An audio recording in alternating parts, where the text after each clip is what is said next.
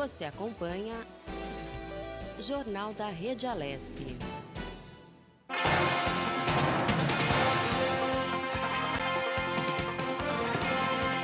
11h46, Jornal da Rede Alesp de volta trazendo muitas informações do combate ao coronavírus. Seguimos com mais informações sobre a pandemia e entrevistas sobre o assunto que domina as atenções do mundo. E é justamente sobre isso que nós vamos falar agora com o nosso convidado, o primeiro entrevistado deste segundo bloco, o deputado Carlos Gianazzi do PSOL. Daqui a pouquinho nós vamos fazer contato com ele para falar sobre a volta dos serviços considerados não essenciais, sobre o relaxamento da quarentena, enfim, muitos assuntos serão tratados nesta entrevista com o deputado Carlos Gianazzi. Antes, informações que acabam de chegar do Departamento de Jornalismo da Rede Alesp. Começou a operar ontem o hospital de campanha montado exclusivamente para os pacientes com o Covid-19 no Guarujá. São 70 leitos no total, sendo 20 de UTI e 50 para casos de baixa complexidade. A unidade foi montada no hangar da Base Aérea de Santos, localizada no distrito de Vicente de Carvalho. É o único hospital civil montado dentro de uma base militar no Brasil. O hospital de campanha do Guarujá conta, além dos leitos, com 2 farmácias, espaço de descontaminação, vestiários, refeitório, cozinha e área de descanso para os funcionários e profissionais da saúde.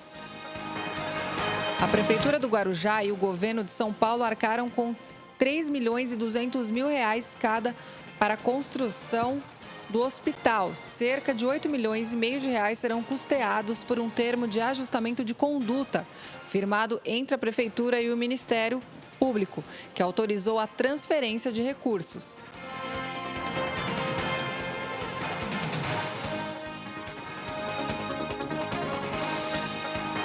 Olha só, mais informações. Autoridades americanas comemoram o efeito certeiro de um remédio contra o coronavírus.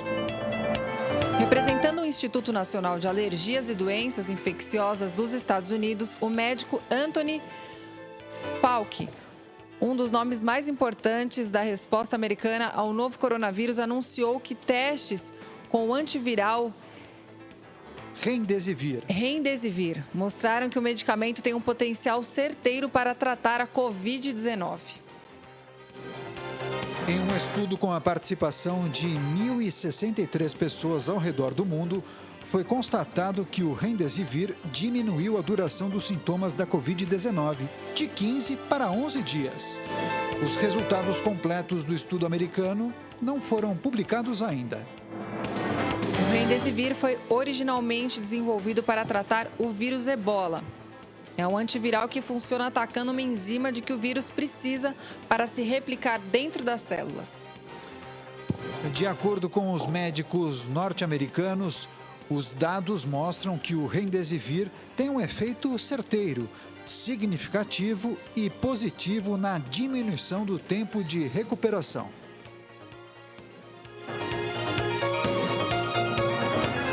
11h49, agora sim, contato com o deputado Carlos Gianazzi do PSOL. Vamos conversar com ele sobre a pandemia por coronavírus e também sobre o retorno gradual de alguns serviços considerados não essenciais. Caterina. Bom dia, deputado. Seja bem-vindo aqui ao Jornal da Rede Alesp. Bom dia, Catarina. Muito obrigado pelo convite. Legal. Deputado, para começar, eu gostaria que o senhor se posicionasse, compartilhasse com o nosso público a sua avaliação sobre o retorno gradual de alguns serviços que são considerados não essenciais. Essa é uma reivindicação dos prefeitos dos municípios menores, sobretudo aqueles que não possuem casos confirmados de Covid-19. Por gentileza. Olha, é uma atitude extremamente temerosa essa, porque, na verdade, o vírus está se espalhando, o isolamento social no estado de São Paulo é fraco, é pequeno, não está sendo suficiente, ele não está sendo respeitado, né? Até porque há um movimento contrário a isso. E nós sabemos que a única saída para deter o coronavírus é através do isolamento social, da quarentena, porque é uma doença que não tem remédio nem vacina, então, por enquanto, não tem outra saída. Logicamente que é ruim, né? É desagradável, isso gera efeitos negativos na economia, no bem-estar das pessoas, mas, infelizmente, é a única saída do momento. Então, nós temos que intensificar a quarentena e o isolamento social. Não é o momento de afrouxar, até porque a curva está subindo. Nós estamos tendo um aumento do número de mortes. Então, é um absurdo. Agora que nós tínhamos que estar de quarentena total, fazendo um trabalho de isolamento social mais intenso, você vê alguns setores pressionando, né, o Estado a afrouxar, a flexibilizar a quarentena. É um absurdo. Isso vai gerar mais mortes e vai gerar mais prejuízos para a economia, porque países que fizeram isso depois tiveram que voltar atrás. Então, vai ter que fechar de novo lá na frente. Então, isso é um contrassenso. Nós não podemos ceder à pressão dos empresários, à pressão de setores econômicos que querem que a população morra, né? Porque a preocupação desses grupos é com o lucro, é com os seus negócios. E eles não vão para a linha de frente. Eles têm hospitais privados, planos de saúde, né? Eles não serão expostos como a maioria da população que pega ônibus, metrô, trem, transporte superlotado, degradado. Essas pessoas, os trabalhadores, serão vítimas desse processo. Então, é um erro grave esse de abrir. E muitas cidades do interior, embora não tenham, algumas, na verdade, que não tenham casos, podem ter a qualquer momento, porque a partir do momento que abre o espaço, você pode contaminar as pessoas. Deputado, nós tivemos, então, recentemente a aprovação de um projeto de resolução, né, que é o 13 de 2020, aqui no Parlamento Paulista, que visa, então, a redução de gastos aqui, inclusive, redução nos salários, né, dos servidores, deputados.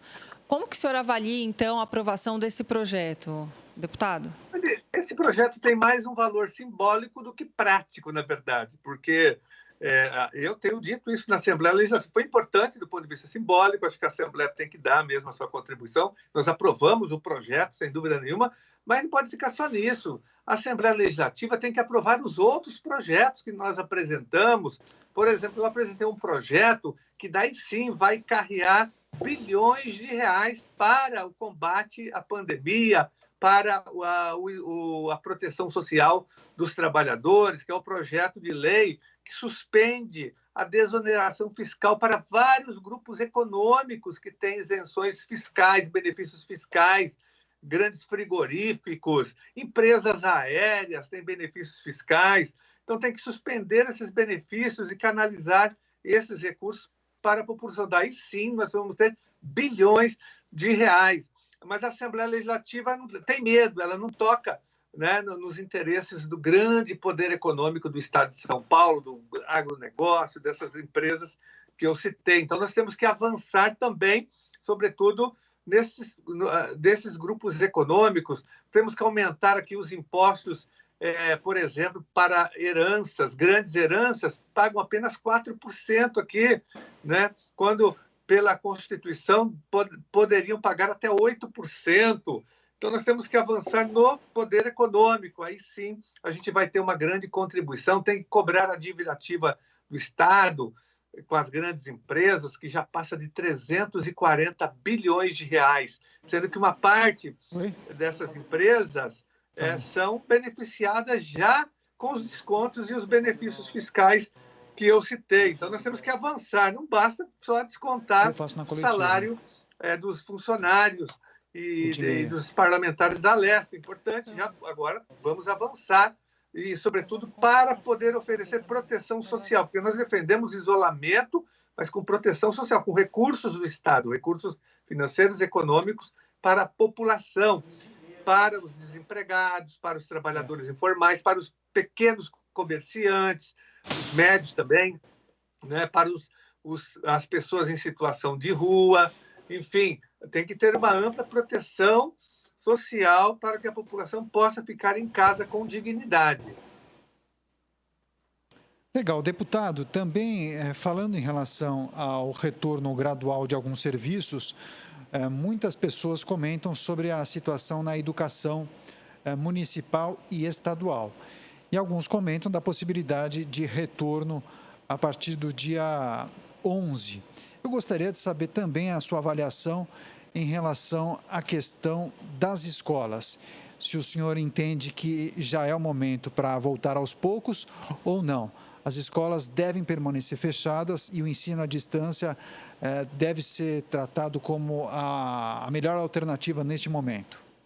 Olha, primeiro que é impossível haver a volta é, das aulas, né? Não é possível isso a médio prazo, a curto e a médio prazo. Então, não haverá volta, porque é impossível, as pessoas estão morrendo. O número só aumenta, a curva sobe cada vez mais. Nós não temos nenhum indício, né, de contorno dessa situação. A situação está se agravando cada vez mais no estado de São Paulo. No estado e na cidade de São Paulo, sobretudo, que é uma grande cidade com 12 milhões de habitantes, porque as políticas feitas até agora não são suficientes, né? Então, não haverá volta às aulas por um bom tempo, né? Agora, a educação à distância é uma farsa também. A Secretaria da Educação montou um projetinho aí, meia boca, para inglês ver. Não tem educação à distância nenhuma, até porque os nossos alunos, em geral, pelo menos uma boa parte da rede, não tem acesso à internet, não tem acesso à banda larga, não tem acesso a computadores em suas casas, nem tem casas. Muitas vezes o aluno mora num cômodo lá com 10 pessoas, né? Então não tem, o aluno não tem acesso aos aplicativos, e mesmo professores da rede estadual, que ganham muito mal, os salários são baixíssimos, e esses professores não têm nem internet em casa, muitas vezes, não têm condições de pagar um pacote desses, não tem aplicativos também, não tem computadores atualizados para fazer esse tipo de trabalho, porque o Estado nunca investiu nisso. O Estado sempre manteve as salas de informáticas, poucas que existem, desatualizadas, sucateadas e degradadas. Nunca houve preocupação do Estado com educação à distância, com novas tecnologias, com nada disso, com banda larga. As nossas escolas estão abandonadas do ponto de vista tecnológico. Agora, o Estado tenta improvisar de uma forma pré-amadora uma proposta para inglês ver, penalizando os alunos e professores. Os professores estão, né, tendo que fazer um trabalho dobrado, burocrático, ridículo, que a secretaria está exigindo dos professores e dos gestores, porque isso não funciona num momento como esse, educação à distância. Primeiro que não é educação, né? Ali eles estão distribuindo alguns conteúdos, depois ainda querendo fazer prova em cima da distribuição dessa educação conteudista que eles criaram, dessa educação bancária, de depositar conteúdos na cabeça dos alunos, e depois querer que eles devolvam nas provas. Como é que um aluno vai fazer uma prova num ambiente como esse, no momento de pandemia, com as pessoas morrendo, o aluno passando fome, o seu pai não sabe se vai ter emprego amanhã, se vai trazer comida para casa? É um momento de tensão, e a secretaria pensando em ensinar equação de segundo grau, né, de dar português para o aluno, sem nenhuma contextualização com a pandemia, com o que está acontecendo. O que nós defendemos é que as escolas tenham contato, sim, com os seus alunos, com a comunidade escolar, que é importante isso, mas para dar apoio, solidariedade, orientação para as famílias. Nós não vamos abandonar os nossos alunos, nós queremos estar com eles, mas não dá para ensinar a equação de segundo grau agora e dar provinha para o aluno, né? E pedindo para a família ajudar. A família está lutando pela sobrevivência. A população precisa de renda básica, precisa de remédios, precisa de produtos de higiene, ela precisa sobreviver. E a Secretaria da Educação não percebeu isso, né? Idealiza uma família que não existe, ou se existe, ela é minoritária hoje, e esquece da formação da rede, como que a rede pública é constituída hoje. Olha, quero agradecer demais a participação do senhor, informações importantes trazidas aqui nesta entrevista. Desejo ao senhor um ótimo dia e volte mais vezes aqui ao Jornal da Rede Alesse. Boa terça-feira para o senhor. Obrigado, bom trabalho para vocês, foi um prazer. Um abraço, deputado. Obrigada. Obrigado. Agora, 12:01, continuamos com entrevistas, muitas informações aqui no Jornal da Rede Alesp. Agora vamos falar sobre locações, viu, Caterina? Porque muitas pessoas não estão conseguindo pagar os seus aluguéis, os proprietários também não conseguem receber aquele dinheiro que todo mês eles estavam acostumados, e aí as pessoas se perguntam, o que eu devo fazer? Bem, estamos na linha com o advogado Breno Tarifa, ele vai falar justamente sobre como ficam as locações em tempos de coronavírus. Doutor Breno, seja muito bem-vindo, obrigado pela presença. Oi, boa tarde, tudo bem? Eu que agradeço a oportunidade de poder colaborar um pouco com vocês. Legal, eu quero lembrar ao público que acompanha o Jornal da Rede Alesp que no mês passado, no dia 3 de abril, o Senado aprovou um projeto de lei que suspende o despejo enquanto durar a pandemia por coronavírus, isso até o dia 31 de dezembro deste ano. Eu gostaria de saber do senhor, doutor, além dessa novidade, essa informação que eu acabei de compartilhar, como estão as locações em tempos de Covid-19? Gostaria que o senhor explicasse para o nosso público quais foram as mudanças substanciais que ocorreram neste período. E eu também me lembro da sugestão de muitos especialistas em relação aos acordos e em relação ao bom senso. Por favor.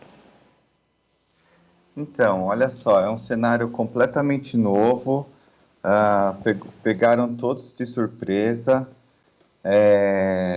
No início, muitas pessoas criaram uma série de teses, né, para falar sobre a questão da locação residencial, da locação não residencial, que é vulgarmente chamada de locação comercial.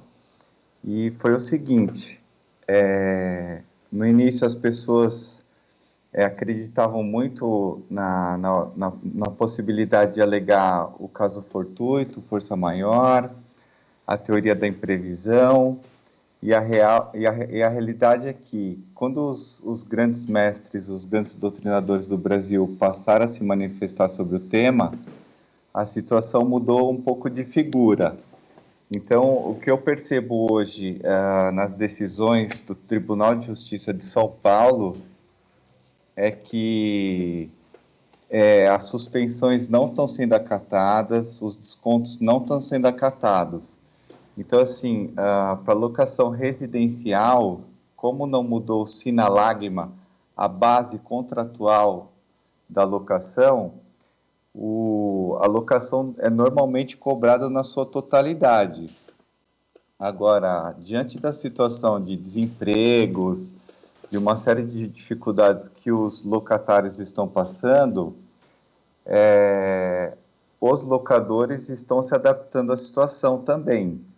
Então, assim, eu noto que existem locadores que deram isenção, suspenderam os pagamentos dos aluguéis por 2 meses, por 2 meses, por 3 meses, e estão colocando 50% até dezembro.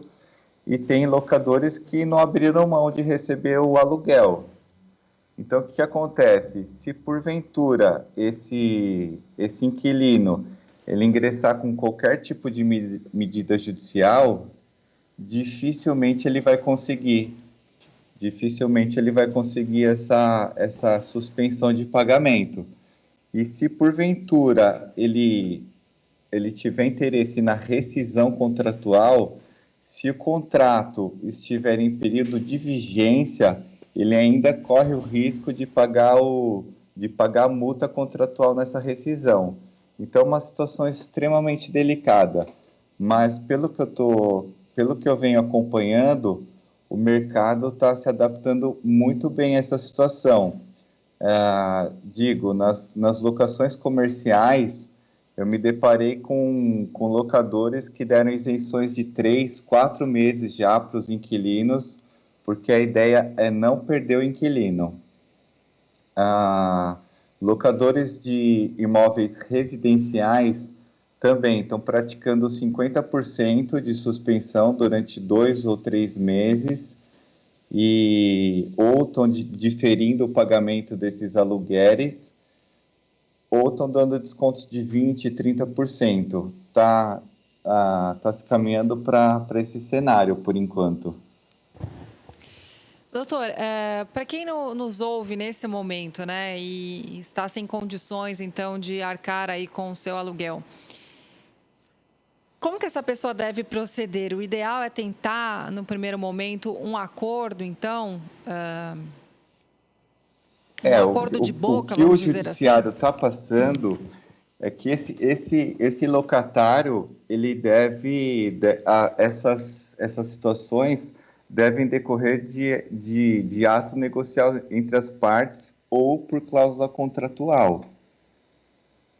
Porque é uma situação muito delicada, até para o inquilino que, porventura, perdeu o trabalho ou diminuiu os seus proventos. Ele vai ter que contratar um advogado, ter que entrar com uma medida judicial e provavelmente ele vai ter indeferida a sua medida cautelar, e se ele agravar no tribunal também vai acabar perdendo no tribunal. A situação é bem delicada. A sugestão não, mas a escolha é o distrato. E aí ele vai ter que buscar um outro imóvel. Então, é uma situação bem delicada. Agora, doutor, uma dúvida. As pessoas que conseguem entrar em acordo com o locatário, os inquilinos, no caso, eles podem fazer esse acordo por e-mail ou mesmo uma mensagem trocada em aplicativo de mensagens?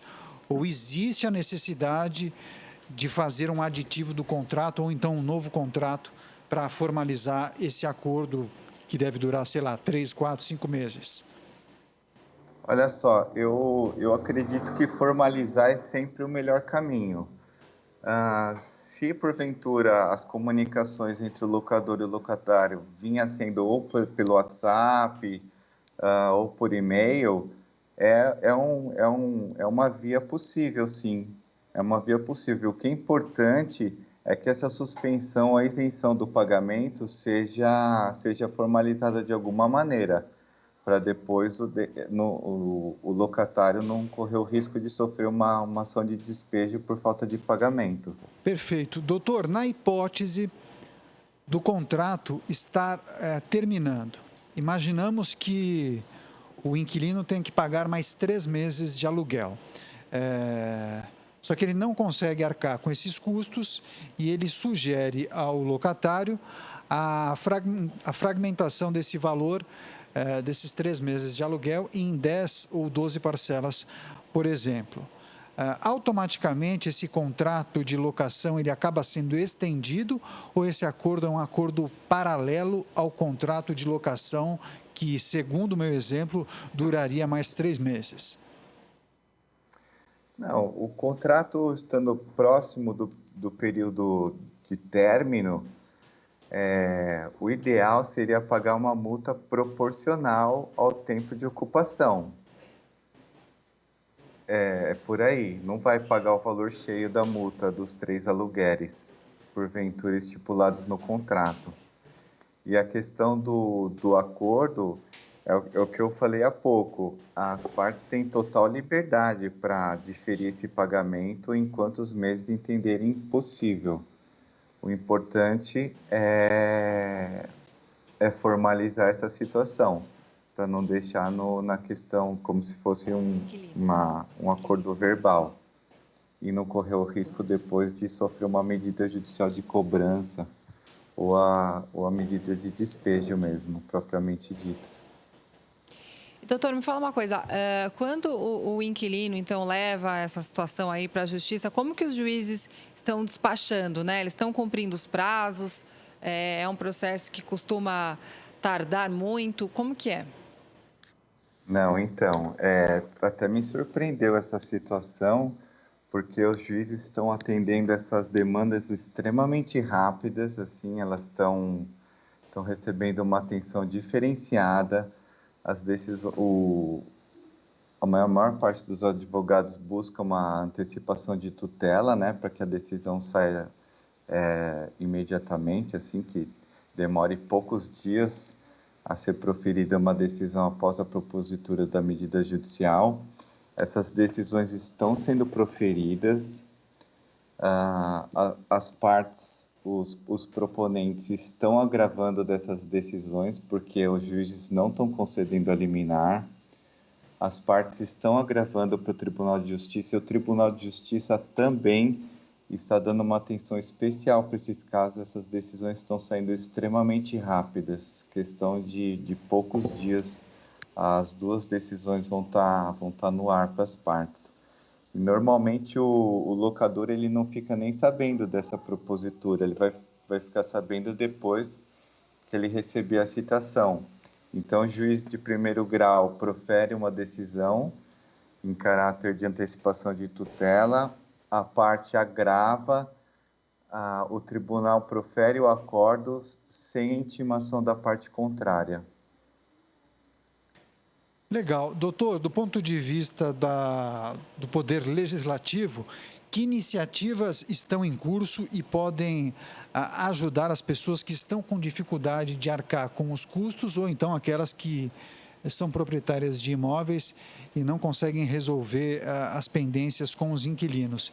Que iniciativas das casas legislativas têm ajudado a resolver esses problemas? Então, o que é de conhecimento hoje, tem um projeto de lei do Anastasia, que ainda está para ser decidido em plenário. Então, a princípio, não tem nenhum projeto, fora esse do Anastasia, para ajudar essas pessoas, em absoluto. Então, o que vale mesmo é o bom senso e o diálogo, que certamente as pessoas vão conseguir resolver isso sem a necessidade de judicializar. Talvez essa seja uma boa alternativa. É isso, doutor?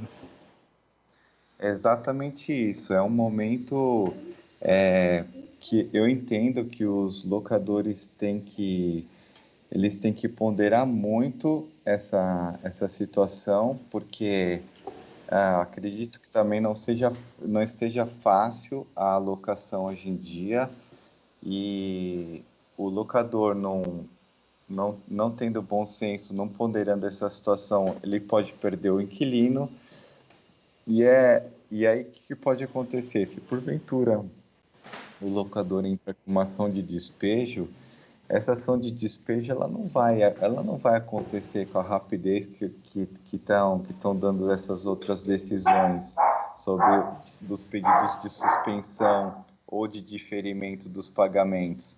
Essas ações de despejo provavelmente vai demorar um pouco mais, até o processo ser distribuído, até a parte receber a citação, prazo de defesa. Então, assim, vale muito a pena para esse locador ele rever esses pagamentos de modo a beneficiar o seu inquilino, para que ele não perca esse inquilino e não tenha que pagar ou o condomínio ou o IPTU, ele se poupa desse custo fixo, né? Então, acho que o bom senso hoje é o que deve predominar entre o locatário e o locador. Me parece que as pessoas estão se comunicando bem, viu? Eu atendo duas imobiliárias e vejo assim que os acordos estão sendo feitos na base do pagamento de 50% desses aluguéis. E vejo alguns locadores que isentaram por 2 meses seus inquilinos, porque normalmente esses casos são com inquilinos que são bons pagadores e os locatários não gostariam de perdê-los. Legal, entrevista bem esclarecedora, informações importantes trazidas pelo advogado Breno Tarifa. Conversamos sobre como ficam as locações em tempos de coronavírus. Doutor, muito obrigado por suas informações e esclarecimentos. Volte mais vezes aqui ao Jornal da Rede Alesp e uma boa terça-feira para o senhor. Obrigado pela oportunidade. Um grande abraço a todos.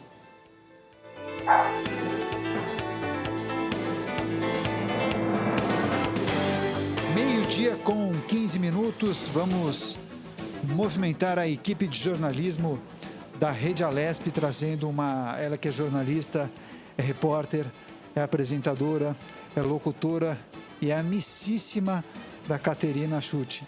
De quem estou falando? Nossa amiga Julie Stanzioni. Seja bem-vinda, Julie. Oi, Dani. Oi, Kate. Bom dia, boa tarde, né? 12h15 já, boa tarde para vocês. Somos todos amigos, né? Estamos nessa grande família da Rede Alesp. Meninos, vocês sabem o que é LGPD? Alguém sabe aí? Não, nunca ouvi falar. Não, e prefiro nem arriscar.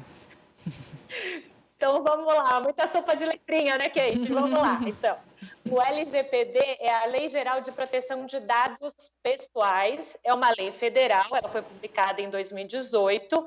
Entraria em vigor agora em agosto de 2020, mas devido a toda essa loucura de pandemia da Covid-19, ela foi postergada para entrar em vigor apenas em janeiro de 2021. E por que a gente traz essa informação hoje aqui no Jornal da Rede Alesp? Porque nesse momento em que se vive, né, o mundo, se diz, muitos especialistas estão se questionando se nesse momento era interessante ou não postergar essa medida. Porque o que diz, né, a Lei Geral de Proteção de Dados? Né? Ela vai regularizar as atividades no tratamento, óbvio, de dados pessoais de pessoas físicas. Então, nós, pessoas, quem compra coisas em sites, quem entra em Facebook corporativo e deixa seus dados ali para algum momento conseguir uma informação ou conseguir comprar alguma coisa, precisa entender como esses dados são tratados. Então, como as empresas privadas e públicas tratam esses dados pessoais de cada um. Então, endereço, CPF, RG, o que a pessoa faz, o que a pessoa não faz. Então, nesse momento, os especialistas dizem que é preciso prestar muita atenção no momento de postergar essa legislação valendo. Por quê? Não sei se vocês se lembram, Dani e Kate, há umas 2, 3 semanas, ficou muito em evidência a questão de: será que vale as empresas de telecomunicação monitorar as pessoas para saber se elas estão em isolamento social? Vocês lembram disso? Muitas pessoas discutiam se isso seria invasão de privacidade ou não. Justamente, Daniel.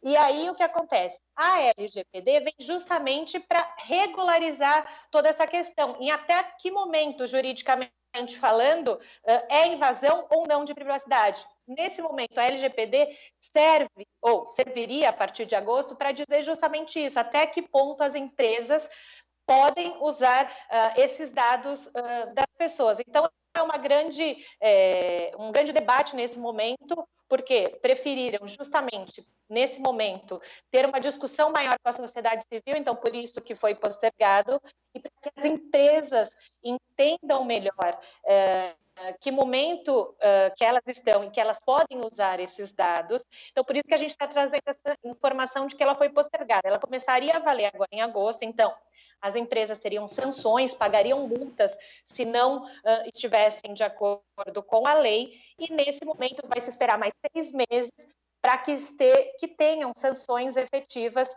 e uma das discussões é justamente isso, nesse momento de pandemia, o que pode e o que não pode ser feito. Eu não sei o que vocês acham sobre isso, vou jogar a bola aí um pouquinho para vocês. Olha, eu acho que neste momento de pandemia, as informações são fundamentais para que o poder público possa, inclusive, direcionar recursos e organizar melhor as estratégias. Não me parece que as informações estão sendo utilizadas para a venda de produtos, para sites de comércio eletrônico enviarem sugestões de tênis, de roupas, de televisores. Não é isso o que está sendo feito neste momento. Eu acho que existem casos e casos. Assim como muitas casas legislativas aprovaram estados de exceção, calamidade, emergência e por aí vai, eu acho que deve haver uma previsão no texto desta lei que contemple também situações como essa que estamos vivendo, um momento de pandemia.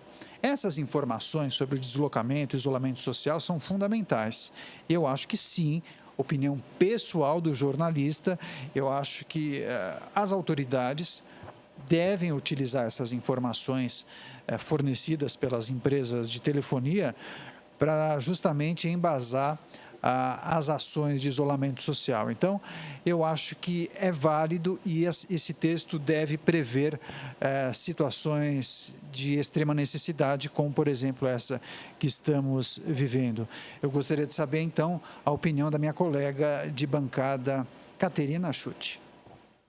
Concordo, Daniel, com a sua opinião. Acho bastante coerente. Eu acho que pelo momento que nós estamos vivendo, se faz necessário, então, que a gente tenha realmente, que o governo tenha acesso a essas informações. E eu acredito que fazendo isso com responsabilidade, coerência, ética, ninguém sai perdendo, né? Pelo contrário, a gente consegue, então, direcionar os recursos da melhor maneira, compreendendo realmente a situação em que a gente está vivendo, né, Daniel?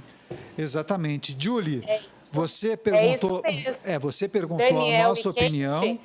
Eu quero saber a sua opinião. Pois é, ia até falar isso. Obrigada pela opinião, por contribuir. A gente está nesse grande debate e eu corroboro com vocês.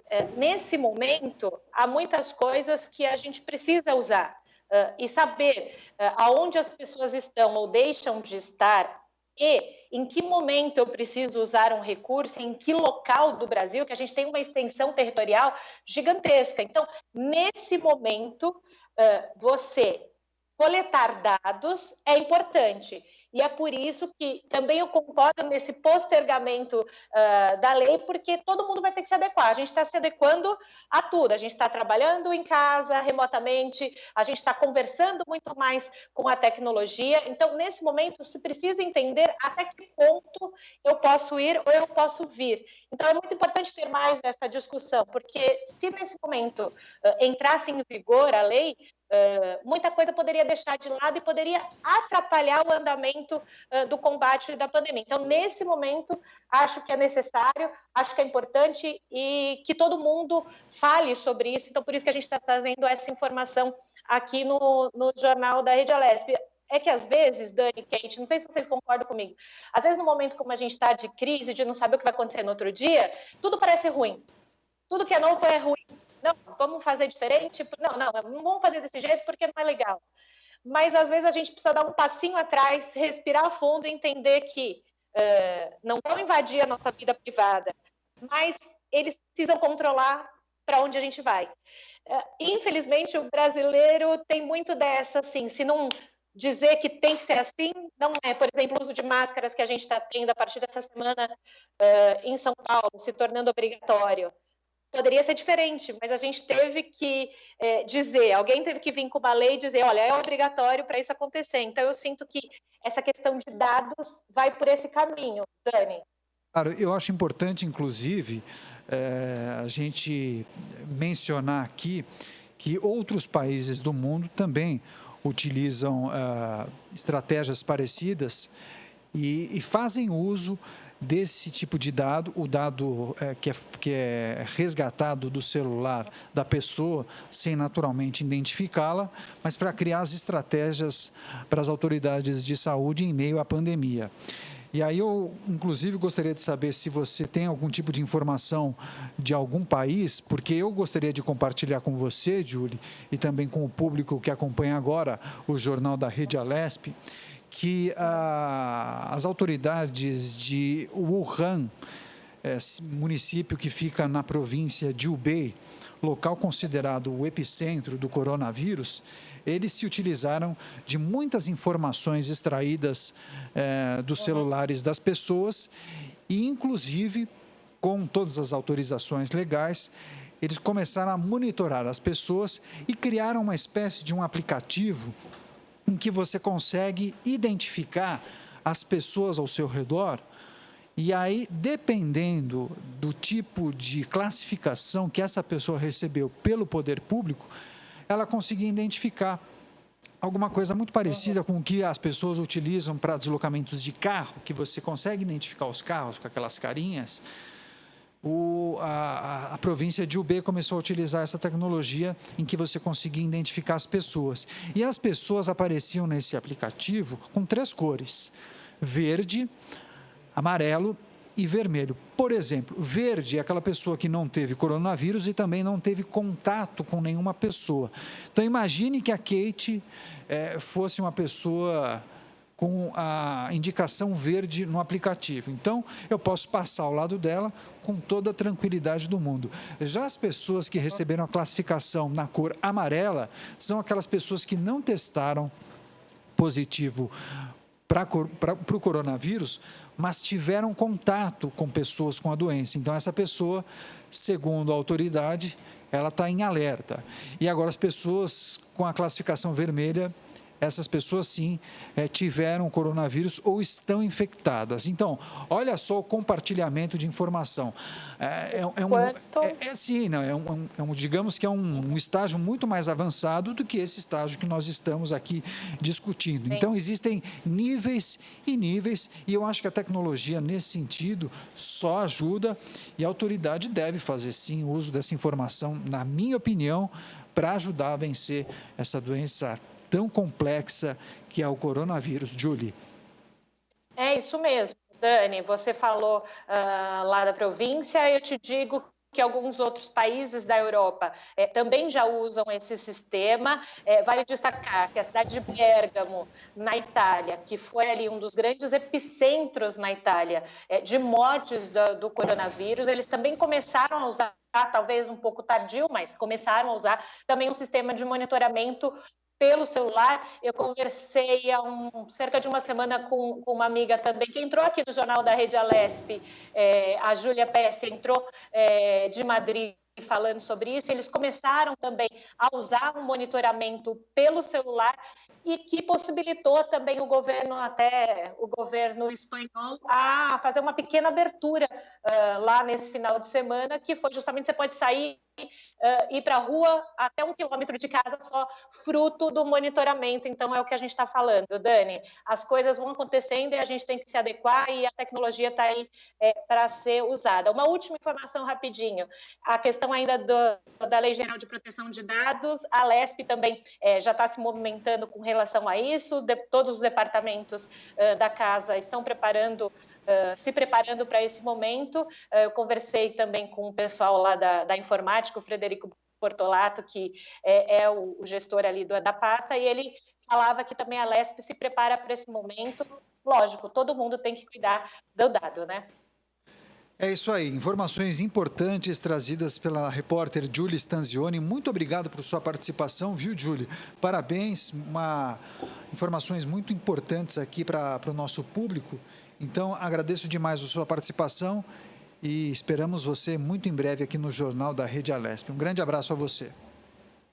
Abraço, Dani, Kate. A Kate que tem um dia longo por aí hoje, né? Com tchau, certeza. Tchau, Julie. Obrigada. Um abraço.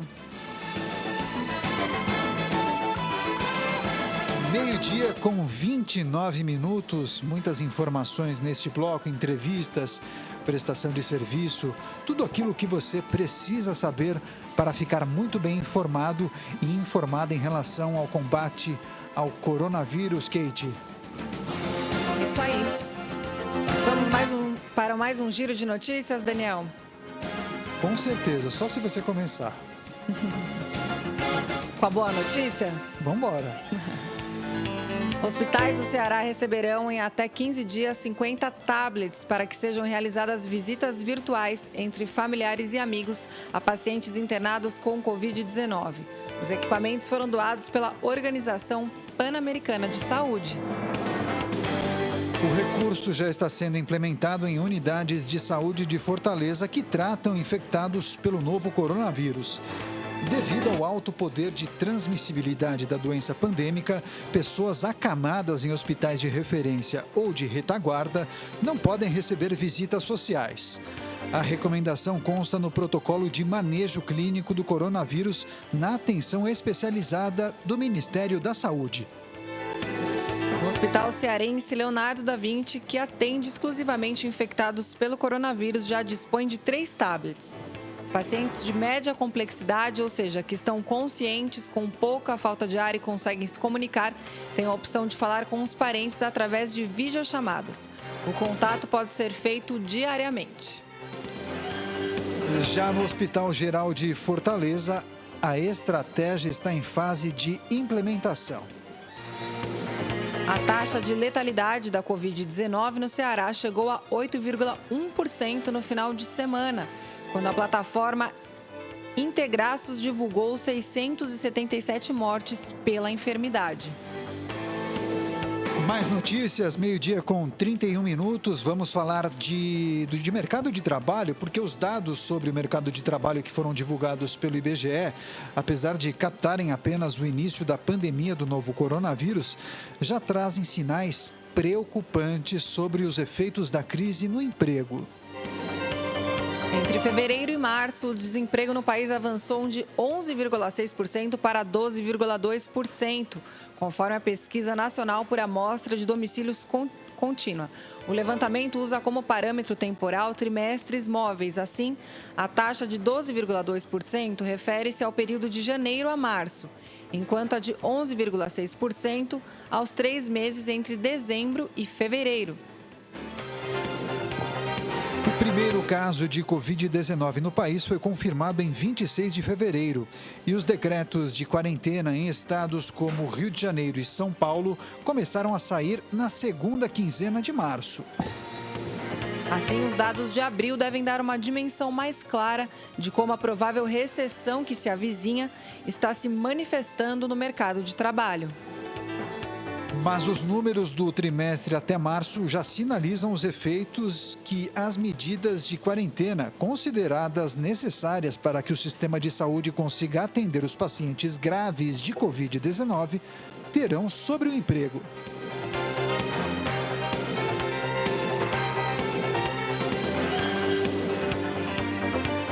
Mais notícias, mais informações. O município de Itapevi, que fica aqui na Grande São Paulo, publicou no sábado o decreto número 5.542 no Diário Oficial, que multa lotéricas e agências bancárias que não organizarem as filas de clientes e aglomerarem pessoas durante a pandemia do novo coronavírus.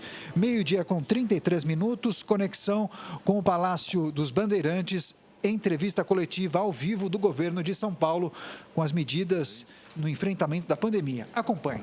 Papel que vocês exercem no sentido de difundir todas as nossas comunicações aqui, a questão principalmente do fique em casa, que é extremamente importante, e manter essa taxa entre 50% e 60%, mais perto de 60% possível, e idealmente acima disso. Nós estamos aqui hoje com o Dr. Davi, o IP, presidente coordenador do Centro de Contingência, que é o Dr. Carlos Carvalho, pneumologista, professor no Hospital das Clínicas, especificamente no INCOR. Então, vou passar a palavra para o Dr. Davi para iniciar aqui a apresentação. Muito boa tarde a todos, muito obrigado pela presença. E nós vamos continuar a sistemática de mostrar para vocês como funciona o Centro de Contingência aqui do Governo do Estado de São Paulo. Como ele se reúne, como ele discute 24 horas por dia, todos os dias, e como essas discussões geram informações para o secretário de Estado, para os demais secretários e para o governador do Estado. Então, nós vamos iniciar hoje pela apresentação do professor Carlos, que além de ser responsável pelas UTIs do Hospital das Clínicas, é professor titular da pneumologia da Cardio Pneumo do Hospital das Clínicas da Faculdade de Medicina da USP. E ele, obviamente, no centro, eles nos ajudam muito no todo o fluxo de doente grave do Estado de São Paulo. Do momento que ele entra no hospital até o momento que ele tem alta do hospital. Então, o professor Carlos vai nos informar como isso está sendo feito, a disponibilidade de leitos, a participação extremamente moderna da telemedicina, no sentido de ajudar as outras UTIs do Estado de São Paulo a trabalhar de uma forma protocolar. Nós já aprendemos que esta doença depende muito, primeiro, da assistência. Segundo, de hospitais bem preparados. Terceiro, leitos suficientes de enfermaria, fundamentalmente de leitos de UTI. Então, toda esta gestão de leitos está ligada a protocolos de atendimento desses pacientes. Está claríssimo para nós que esses pacientes, quando atendidos de uma forma sistemática, eles têm maiores opções de tratamento e de cura de um ambiente de UTI. Então, eu peço ao professor Carlos que exponha toda esta sua participação. Boa tarde Zé Henrique, boa tarde Davi, boa tarde a todos vocês. Então, como o Davi comentou, a nossa atuação dentro desse centro de contingências foi no sentido de, com outros colegas de outras universidades que fazem parte, montarmos uma linha de cuidados desses pacientes. Desde o momento que ele está em casa, ele é recomendado a ir para o hospital. No hospital, ele é submetido a uma série de exames clínicos e exames laboratoriais, como medida de oxigenação no sangue, um exame de imagem e determina-se a gravidade desse paciente. Se ele for um paciente simples, ele é orientado para retornar em casa e vai sendo monitorado. Se ele for um paciente mais grave, ele vai para um sistema de regulação de leitos, que é o sistema CROSS, ele é registrado ali. E se ele for um paciente menos grave, ele vai para um leito isolado. Se ele for um paciente mais grave, ele vai para a UTI. Da UTI, ele melhorando, ele vai para esse leito que nós chamamos intermediário. E se ele tiver nesse leito intermediário, ele piorar, ele volta ou vai para a UTI inicialmente.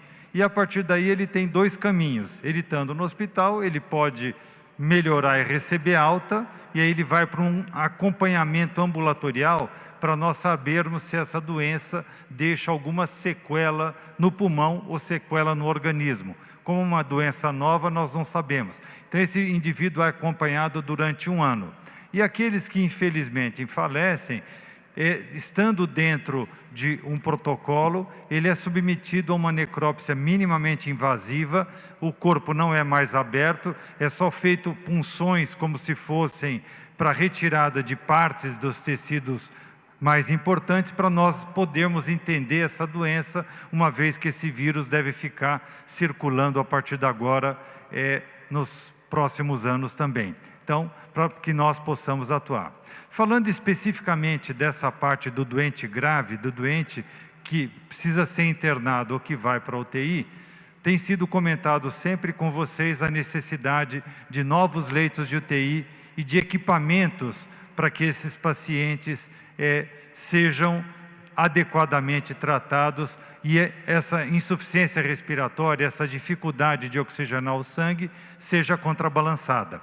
Então, a falta de ventiladores mecânicos é uma coisa que nós vimos na China, nós vimos na Itália, nós vimos na Espanha, vimos nos Estados Unidos, ou seja, todos os países onde essa pandemia foi mais intensa, acometeu um maior número de casos, principalmente num prazo curto, acabou estourando o sistema de saúde.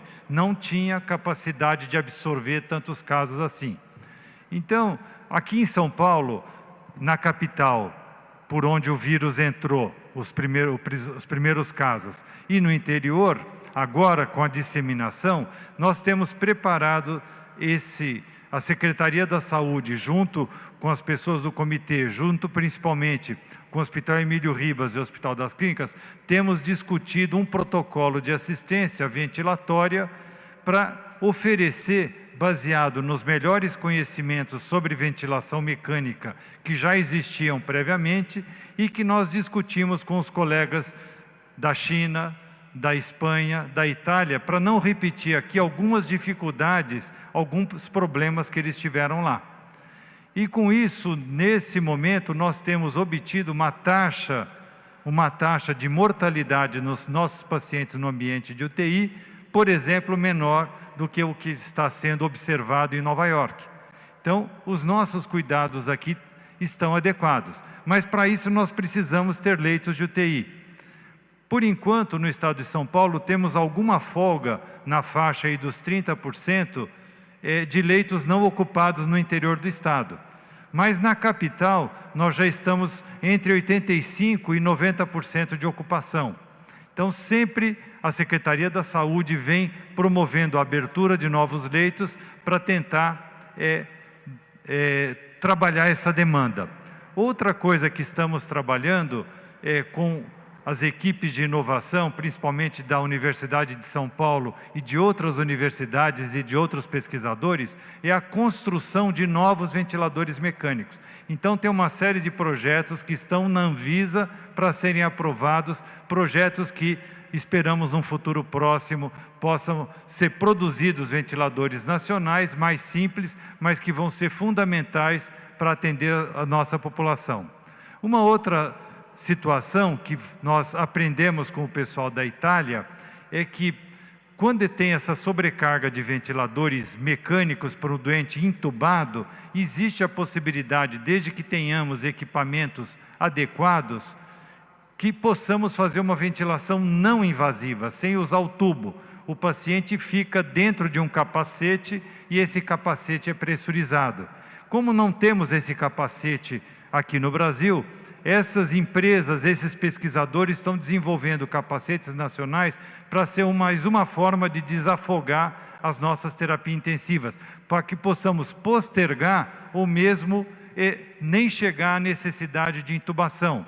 Uma vez que, como ainda não temos medicamentos 100% eficientes, eficazes para eliminar o vírus, nós precisamos que o doente tenha 1 a 2 semanas de tempo que ele tem que ser mantido vivo, para que ele consiga produzir os anticorpos e aí neutralizar esses vírus. Então, precisamos dessa janela de tempo. E a ventilação mecânica invasiva, ou essa agora, a ventilação mecânica não invasiva numa condição especial, adaptada para a nossa realidade, que nós possamos obter um sucesso em tratar essa população, como tem sido conseguido aqui em São Paulo até agora. São Paulo foi onde iniciou o coronavírus e até agora temos conseguido manusear bem, manipular bem essa infecção, apesar do enorme número de casos que observamos, e a mensagem, sem dúvida nenhuma, é: fique em casa. Muito obrigado, professor Carlos. Eu vou só adicionar os conhecimentos que nós estamos tendo agora dos casos brasileiros. As necrópsias minimamente invasivas estão oferecendo dados que são muito importantes. Então, é uma doença multivisceral, que muitas vezes, eu me refiro aos doentes graves, que muitas vezes começa pela insuficiência respiratória e pode atingir diversos órgãos. Coração, rins, nós temos um número de pacientes em diálise, que é um número importante. Isto é de um conhecimento fundamental, porque você retarda a alta dele da UTI. Nós temos o acometimento da pele, do sistema de coagulação, do sistema nervoso central. Então, aquilo que o professor Carlos falou é fundamental. O primeiro sintoma do doente grave é, muitas vezes, a insuficiência respiratória. Mas esse vírus, ele é multivisceral. Outro fato muito importante, que você tem a infecção viral, ela promove uma resposta inflamatória que é individual, ela pode ser mais ou menos intensa. Depois da resposta inflamatória, existem fenômenos tromboembólicos, êmbolos que podem ir para qualquer lugar, e na sequência você tem a infecção bacteriana. Então, são multifases de uma mesma doença que com esses conhecimentos você começa a tratá-los previamente a partir do momento que ele é encaminhado para o hospital. Um outro fato importante é o que o secretário da Saúde Municipal ele acaba de relatar, é que mudou o protocolo do município de São Paulo. O protocolo que era entender esses hospitais de campanha para os doentes já em estado intermediário de doença, hoje esses hospitais de campanha atendem os doentes com sintomas, para evitar que eles já cheguem no hospital de alta complexidade sem o diagnóstico já adequado da insuficiência respiratória. Então, são protocolos que estão em andamento e que são muito importantes. É fundamental que você tenha assistência primária, secundária e terciária. O município de São Paulo e os municípios do estado de São Paulo conseguem sustentar essa situação até o momento de controle, porque eles têm uma atenção primária muito bem feita, que naquele local eles conseguem entender qual é o paciente que pode voltar para casa ou aquele que deve ser encaminhado para atenção secundária. Entendam como exemplo a atenção secundária esses hospitais de campanha da área aqui da cidade de São Paulo. E vai para o hospital de alta complexidade justamente aqueles pacientes que necessitam eminentemente do ambiente de UTI. O dado do Hospital das Clínicas é muito reflexivo. O Hospital das Clínicas tem uma possibilidade de leitos, através do seu Instituto Central, de mais de 700 leitos. Hoje ele tem 200 leitos praticamente ocupados. Num prazo rápido e médio, o Hospital das Clínicas terá mais 300 leitos. E nós estamos no aguardo que possamos, o secretário vai se referir a isto, de um aumento de leitos de UTI, não só na área metropolitana, mas em todos os hospitais do estado. Então, isto é a progressão da doença e isto que nós estamos entendendo. O secretário vai apresentar agora os dados, e eu acho muito importante depois o secretário comentar e nós comentarmos o que esses dados nos mostram do ponto de vista já de uma forma de pressão sobre o sistema de saúde, que não se limita só à área metropolitana de São Paulo. Por favor, secretário. Muito bom. Então, aos dados de hoje, nós temos no estado de São Paulo 34.053 casos confirmados, 2.851 óbitos. Esse número de óbitos aproximadamente 8% com relação ao número total de casos, né? E o Brasil tem 105, passou a barreira dos 100 mil casos, né? 105.222 casos, 7.228 óbitos, né? Aqui em São Paulo, desses 34, nós tivemos novos casos de ontem para hoje, 1.866 casos. E dos óbitos de 2.851, novos óbitos 197, que dá aproximadamente cerca de 5%. As nossas taxas de ocupação no estado de São Paulo e para a Grande São Paulo, para a UTI, está com 68,9% no interior, aliás, para o estado como um todo, e 86,9% na Grande São Paulo. Vocês observaram ontem, estava em 88, e na quinta-feira nós estávamos com 89, quase 90. Enfim, 90%. Então, nós colocamos novos leitos em toda a rede da região metropolitana do Grande São Paulo, por isso que essa taxa de ocupação diminuiu um pouco.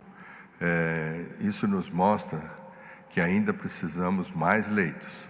Então, temos para a abertura de leitos em todo o estado ainda cerca de 1.800 leitos, que faremos tão logo isto seja necessário e que todos os recursos estejam aqui, principalmente a questão do respirador. Os respiradores devem estar sendo entregues quinta-feira. Então, acredito que entre sexta-feira e o final de semana, a gente conseguir abastecendo aquelas regiões da Grande São Paulo, em primeiro lugar, para baixar ainda mais essa porcentagem de ocupação com os leitos novos que passam a integrar o sistema. Nós temos 8.800 pacientes internados em todos os hospitais, sejam pacientes confirmados ou sejam pacientes suspeitos. Este é o que nós chamamos do censo, né, que a gente trabalha com relação ao Covid, a Covid no estado de São Paulo. Uma notícia agora extremamente preocupante. A média de isolamento do município de São Paulo no dia 4/5 foi de 48%. A média do estado de São Paulo, 47%. Não é possível trabalhar com esse número. O número mínimo de 50% constantemente não vem sendo atingido. Nós precisamos melhorar isto todos os dias. E nós teremos enormes dificuldades no prazo de um mês, se esse número não for superior a esses 50%. Eu me refiro a leitos disponíveis em toda a rede, especialmente os leitos de UTI. É claro que o isolamento é muito chato, todos nós estamos vivendo isso, é muito difícil, nós sempre agradecemos muito a população, mas a população precisa estar convencida que esta é a única forma de nós darmos conta da assistência aos pacientes do estado de São Paulo. Eu quero voltar a falar o que o secretário tem falado. Nós vamos ter dificuldades com os municípios que fazem divisa com o estado de São Paulo. Isto é histórico no estado de São Paulo. É histórico, sempre aconteceu. No momento de pressão, seguramente vai acontecer mais. O Pacto Federativo, o SUS, faz que todos atendam a todos, mas nós vamos ter dificuldades crescentes do ponto de vista de dar suporte aos pacientes do estado de São Paulo e aos pacientes de outros estados. Então, eu reitero a gravidade do momento, onde nós estamos vendo seguidamente a diminuição do isolamento. Final de semana melhora um pouquinho, como melhorou, mas nos dias de semana, esse número não é possível. Eu quero reafirmar que nós teremos problemas sérios de assistência num espaço não superior a um mês. Então, essas eram as considerações iniciais. Eu quero agora agradecer a presença de todos os jornalistas, tanto a presença aqui ao vivo, como as perguntas que foram feitas. E eu vou abrir as perguntas. A primeira pergunta é presencial, da TV Globo, William Cury.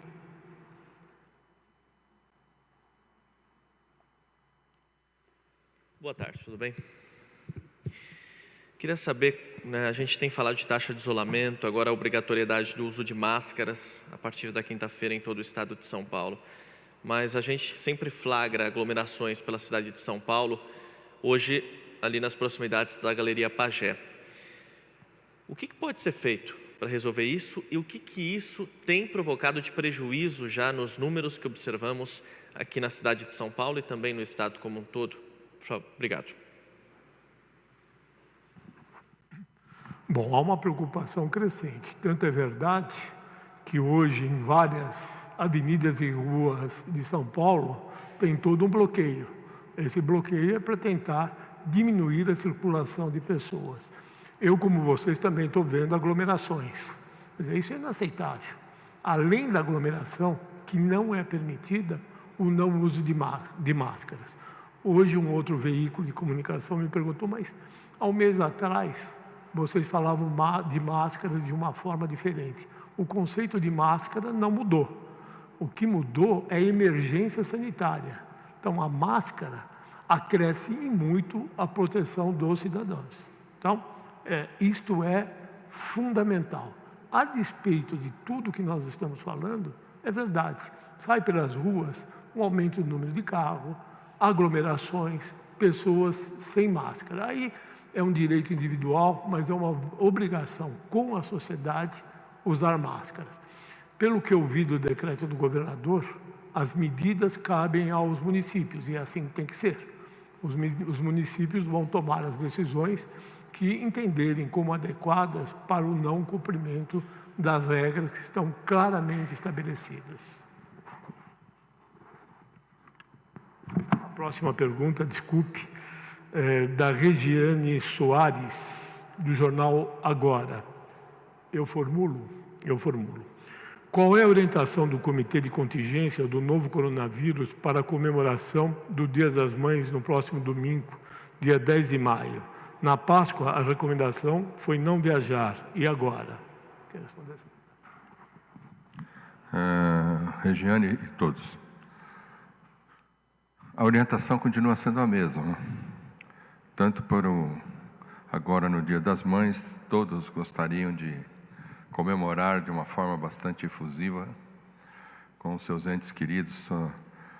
Para aqueles que têm mãe, é extremamente importante este convívio desse dia. Esse dia tem um significado muito especial, tanto quanto a Páscoa, enfim, todos os outros feriados. Mas agora nós estamos vivendo num regime de guerra, nós estamos vivendo numa situação totalmente anômala dos demais dias das mães que nós tivemos até agora. Nunca tivemos desta maneira. Então, desta vez, nós não vamos poder comemorar da forma que sempre comemoramos. Acredito na criatividade das pessoas, no sentido de ficando em casa, se salvando em casa, poder ainda comemorar o Dia das Mães de uma forma que seja o suficiente para demonstrar seu amor e assim por diante. Então, nenhuma orientação nova com relação ao Dia das Mães. Obrigado pela pergunta, obrigado, secretário.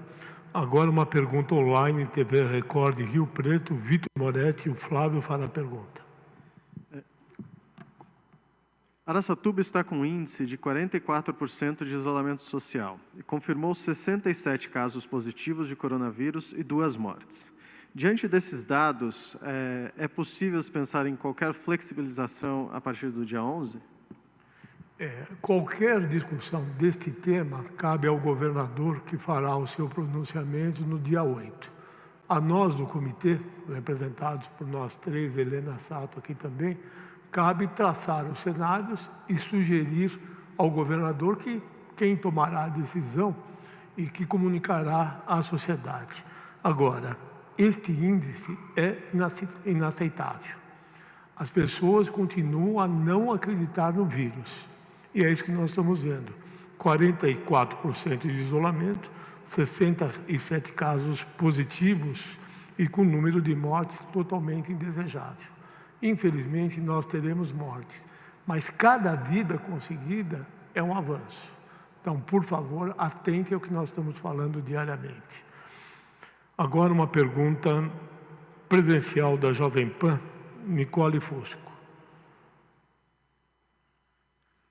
Olá, boa tarde a todos. Vocês falaram a respeito dos capacetes que podem ser como ventiladores não invasivos. Eu queria saber se já estão sendo produzidos, qual que é a quantidade, se há aí alguma expectativa deles de fato chegarem já aos hospitais. Obrigada.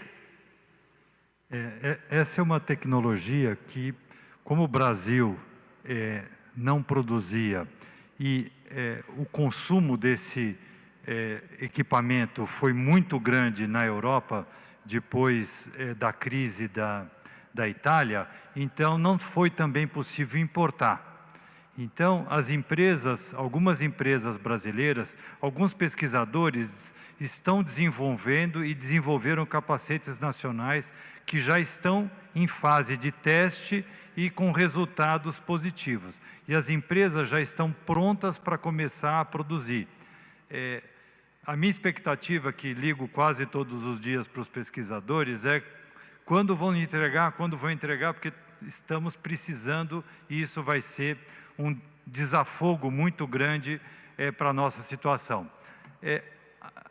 Data é uma coisa difícil, né? Mas a última vez me prometeram que até sexta-feira eles vão me entregar no Hospital das Clínicas os primeiros protótipos para nós fazermos um teste e a partir daí liberar para o restante da Secretaria. Entendendo que a palavra final sempre é da Anvisa, não é isso, Carlos? Eles precisam aprovar. Então tem esta fase, por favor. Sim. Agora uma pergunta online, Jornal Agora, Regiane Soares, o Flávio fará a leitura. Essa foi a que você acabou lendo no começo, Davi. Vou pedir para passar para a próxima presencial do SBT, Fábio Diamante. Fábio Diamante. Boa tarde a todos. Doutor Davi, eu queria fazer uma pergunta para o senhor. São duas perguntas, na verdade, mas o senhor vem batendo muito na questão do isolamento social. A gente vê que isso é um problema gravíssimo. Se fosse hoje, se a quarentena estivesse acabando hoje, qual seria a orientação dos senhores para o governador a partir de amanhã? Como São Paulo teria que seguir? Eu queria fazer uma segunda pergunta. Duas associações médicas criaram o protocolo de internação em UTIs, principalmente para os estados que estão tendo que fazer aquela escolha cruel de quem deve ser internado. São Paulo tem esse protocolo, já trabalha com essa possibilidade, recebeu esse protocolo ou tem um protocolo próprio? Obrigado. Agora eu vou chamar a prerrogativa de um coordenador de um centro sem cargo e sem remuneração. Então, o centro que eu coordeno, e todos os 15 trabalham da mesma forma que eu, tem como responsabilidade criar cenários e sugerir ao governador. E uma outra coisa que para mim é contundente, tem a obrigação de não antecipar. Nós temos que trabalhar dia a dia, estamos trabalhando 24 horas por dia, para que na sexta-feira nós consigamos mostrar o cenário para o governador, e a decisão sempre é do governador. Então o governador apresentará, no dia que ele se comprometeu, os cenários e a sua decisão.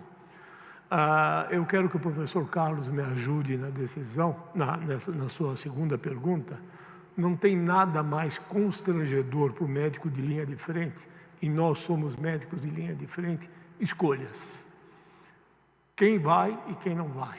Se vai para uma UTI ou não vai. Quem tem direito ao aparelho, quem não.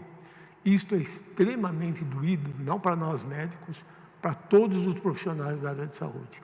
Então, o Estado de São Paulo trabalha muito fortemente para que os seus profissionais da área de saúde em nenhum momento tenham que fazer essa opção. Mas eu reforço a minha posição. Isso tem duas responsabilidades.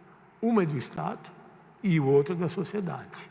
Por mais que o secretário, tanto do Estado como os secretários municipais, criem leitos, importem respiradores, inova-se com capacetes. Se não houver esta preocupação também e responsabilidade da população, isto vai ficar muito difícil. Então, de novo, um apelo para a sociedade.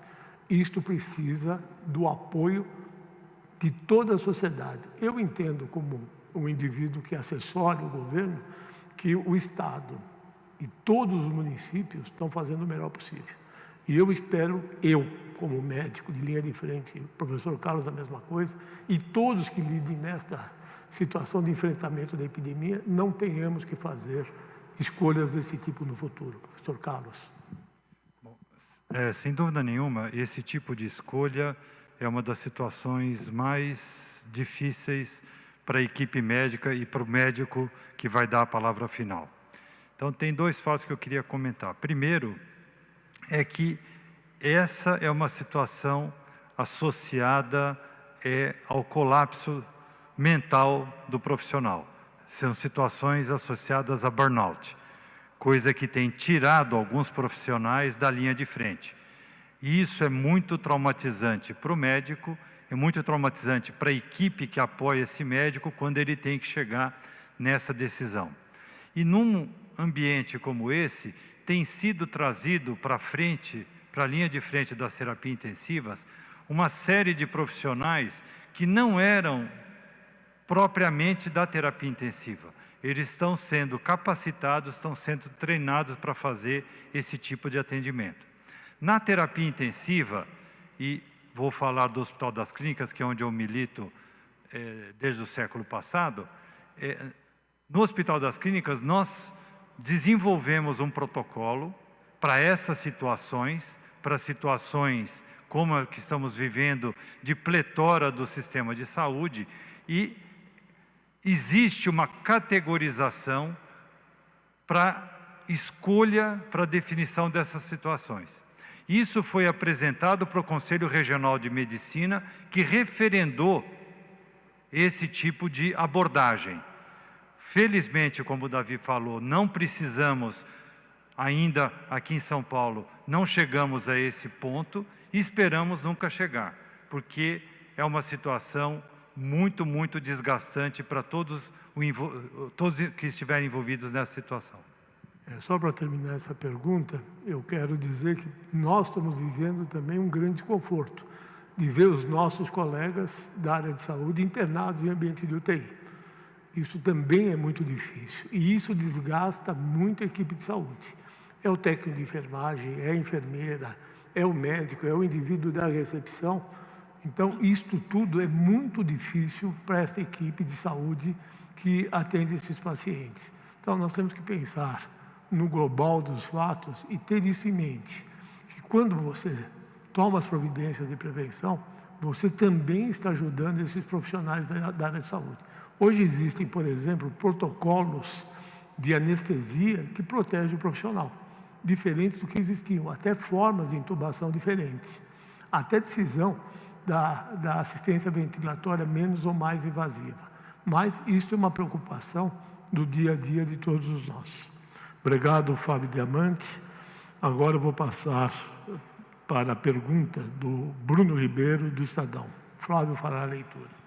O Estado já observou um aumento de demanda em regiões de fronteira de pacientes que não são de São Paulo e procuram atendimento por causa de uma eventual lotação em seus estados ou de falta de leito em seus estados?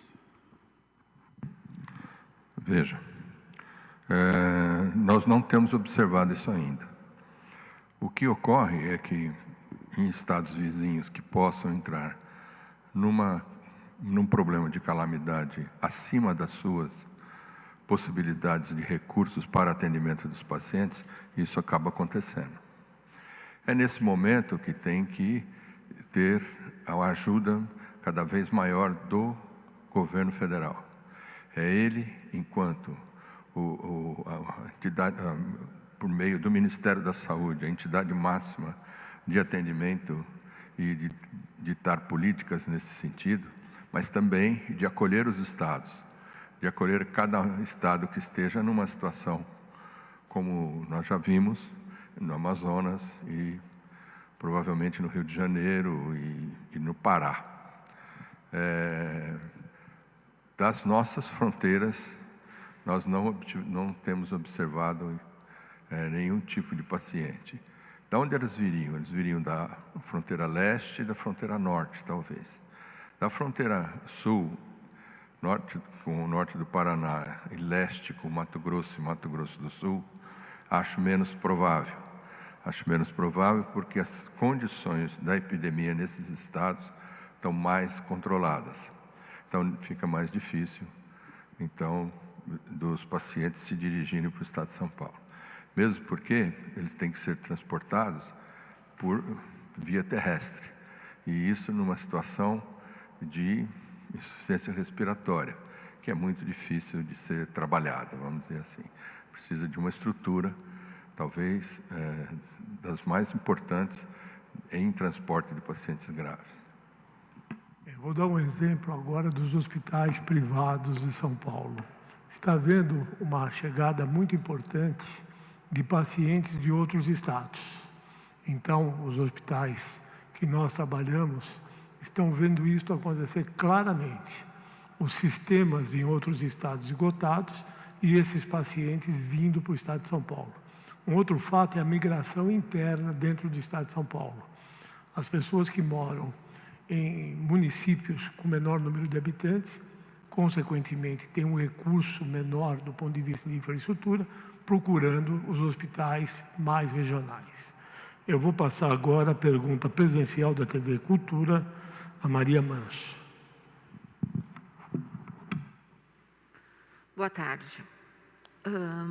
Ouvindo o relato de cada um de vocês, eu fiquei pensando aqui como é para vocês, Carlos, José, Davi, ter que se dividir nesse cotidiano de tomada de decisões divididos entre o pragmatismo dos números, das incidências das mortes e a sensibilidade das vidas humanas que também está nas mãos das decisões de cada um de vocês. Então, de verdade, eu queria tentar saber o que cada um de vocês pensa primeiro quando acorda, sabendo que tem mais um dia como esse na frente desse combate que a gente está acompanhando. Bom, com certeza é um exercício complexo, porque numa situação de pandemia, você vive a doença. Eu já tive um Covid para chamar de meu, passei para minha esposa, continuei, fiquei 2 semanas afastado, voltei para ativa, estou na ativa e todo dia é segunda-feira, não tem diferença. Eu chego cedo no hospital, saio depois que escurece, vou para casa, janto e respondo uma porção de e-mails, uma porção de WhatsApp, como o Davi falou. Tem pacientes espalhados por aí que pedem orientações. Muitos colegas médicos têm problemas e pedem orientações. Então envio imagens, envio exames de sangue. O que você acha? Quer saber a sua opinião? Então o envolvimento emocional, e alguns são amigos próximos. Quando eu estava afastado, na mesma época o Davi estava afastado e tinha outros colegas afastados. Volta e meia, a gente estava conversando. Então, é uma situação que você está isolado, tem poucas pessoas da família e sua forma de comunicação, no máximo, é um FaceTime, no máximo, é um Skype, alguma coisa assim. Esse isolamento é muito difícil. Mas a pressão de cuidar dessa quantidade grande de pacientes, tanto na clínica privada, quanto as centenas de pacientes, hoje no Hospital das Clínicas, eu coordeno as UTIs, tem mais de 200 pacientes internados na UTI. Na UTI, que eu sou diretamente responsável, que é a UTI respiratória, que tem 14 leitos, 3 desses leitos é um enfermeiro que trabalhava no INCOR e 2 médicos, um do INCOR e um da neurologia. E tem todos os amigos deles, todos os conhecidos deles, cobrando o que está acontecendo, está melhorando, não está melhorando. Então são pessoas próximas que começam a ficar doentes, uns mais graves, outros menos graves, e isso é difícil. Mas se você parar e ficar só pensando no lado negativo da coisa, é melhor continuar dormindo, né? É melhor não levantar de manhã. Então você tem que estar sempre pensando o que você pode fazer para ajudar, para melhorar, para resolver os problemas. É isso que vai movendo o dia a dia, todas as segundas-feiras que a gente vai vivendo. Espero que elas acabem logo. E fique em casa. Ok. Muito obrigado, Maria, pela pergunta, e a todos. O médico, pela sua própria formação, inclusive muito solitária, ele se vê várias vezes com esta situação pela frente. Não numa situação de epidemia, mas na situação de relacionamento do trabalho dele com os seus pacientes. Mas, antes de tudo, é um grande exercício de esperança, quando você tem uma situação como a de agora, onde você tem recursos que você tem que gerenciar, pressões de toda ordem, e que num desconhecido a respeito de como a doença pode vir a trabalhar. Mas mesmo assim, nada é mais ofensivo do que a morte. A morte termina com tudo. Então, por isso que nós, enquanto profissionais de saúde, temos que ter a esperança na mão, para trabalhar junto com ela, com as questões técnicas e ir em frente para vencer uma guerra dessa. Só para terminar a tua pergunta, que eu achei muito adequada, nós três somos indivíduos com muitas cicatrizes. Nós somos das décadas anteriores e vivemos muitas situações extremamente graves. Esta não é a primeira de nenhum de nós três. Eu já falei da AIDS 1981-82, o quanto isso nos marcou. Então, o que o secretário falou é absolutamente correto. Nós vivemos do dia a dia e da esperança. E de algo que eu acho fundamental, que são os indivíduos que estão saindo vivos, que, graças a Deus, são a maioria em relação àqueles que não. Então, nós não perdemos a esperança. Isto move o profissional da área de saúde. E nós entendemos, como todos os profissionais da área de saúde, que nós estamos em missões. Não tem outro jeito de pensar. Muito obrigado. Agora, presencial, da TV Gazeta, Marcelo, por favor. Boa tarde a todos. Na semana passada, o Dr. Davi Uip comentou sobre a necessidade da habilitação de novos leitos de UTI e até contava com a verba repassada do Ministério da Saúde para poder agilizar todo esse processo, mas também a compra de respiradores, insumos, EPIs, enfim. Eu gostaria de saber em que patamar está isso, de habilitar novos leitos, se essa ampliação dos leitos de UTI do Hospital das Clínicas de fato está prestes a acontecer e se o apoio, o suporte do Ministério da Saúde, conforme vocês solicitaram na semana passada, está acontecendo em relação a repasse de verbas e recebimento de insumos, EPIs, enfim. Obrigado. Marcelo e todos. Veja bem, nossa saga diária é justamente oferecer as condições para que os hospitais possam dar conta do seu recado de atendimento dos pacientes. Ontem fizeram uma pergunta aqui, que foi a seguinte: o que era mais difícil? Montar um leito de UTI ou colocar um respirador num leito de UTI já montado? Uma peça só e o restante... É uma comparação interessante e eu respondi, continuo respondendo, que nos dias de hoje, aqui agora, nas condições que nós estamos trabalhando, colocar um respirador é mais difícil do que você montar um leito. O Hospital das Clínicas, que tem 200 leitos de UTI já em funcionamento e mais 700 leitos em enfermaria que possam ser transformados, uma boa parte deles em terapia intensiva, ele tem já esta habilitação, né? Então, nesse sentido, nós não temos nenhum problema. O nosso problema hoje, para que o Hospital das Clínicas tenha mais leitos, é colocar mais respiradores. E os respiradores estão vindo, acredito que já passou pela fase do sequestro, acredito eu, mas sempre pode existir, e algumas empresas que fizeram importações receberam, e nós estamos aguardando, então, 3.000 respiradores que vão chegar gradativamente a partir de agora, 500, entendeu? Secretário, acho que há uma pergunta a respeito da solicitação do Estado ao Ministério da Saúde. Sim, ela é parcial, né? Aquilo que algumas coisas que nós solicitamos vieram, mas uma boa parte também não foi possível deles oferecerem.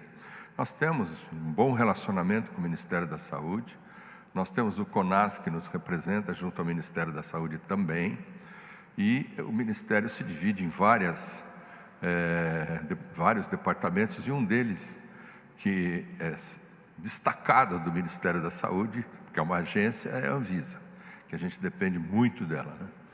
Então, são dois organismos da área da saúde no governo federal, no âmbito federal, que nós estamos ligados quase que a todo dia, necessitando de alguma informação, de algum insumo, enfim, alguma norma, alguma habilitação de leito.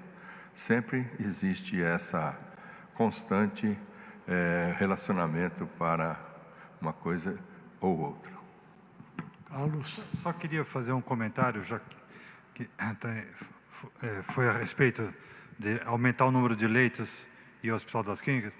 Se você imaginar que há 5 semanas atrás, o Hospital das Clínicas, no seu Instituto Central, ele possuía somente 100 leitos de terapia intensiva para pacientes adultos. O esforço para transformar 100 leitos em 200 não é só multiplicar as coisas por 2. Você tem que treinar, capacitar equipes de enfermagem, de fisioterapia, equipes médicas para atender isso. Então você tem que captar profissional no mercado, fazer o treinamento, que não é simples. Segunda coisa, você precisa de ter todos esses equipamentos que também a Secretaria da Saúde veio disponibilizando, veio correndo atrás, foi atrás do Ministério da Saúde. E entre profissionais, para cada 10 leitos de UTI, você precisa, entre médicos, fisioterapeutas, enfermeiros e técnicos de enfermagem, de 50 a 60 profissionais para abrir 10 leitos de terapia intensiva. Então, você tem uma ideia, não é uma extrapolação, não é uma regra de multiplicar por 10 vezes 10 dá 100, mas você tem uma ideia da quantidade de pessoas que têm que ser absorvidas e preparadas para isso.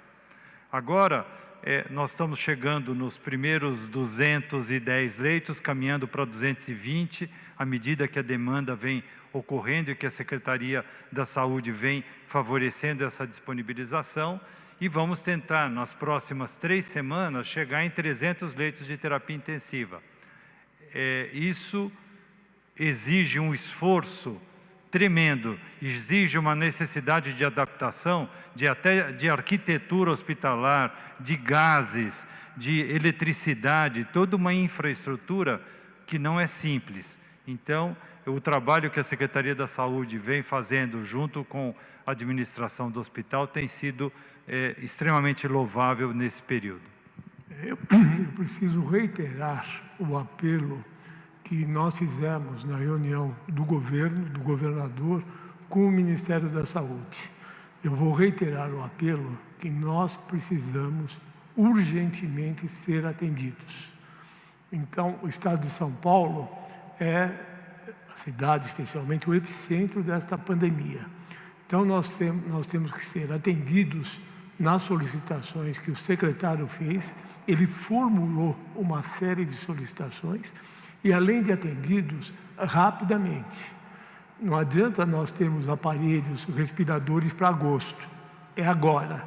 Então, eu reitero, seguramente em nome do governador, do secretário, a necessidade do Ministério da Saúde ajudar efetiva e rapidamente o Estado de São Paulo.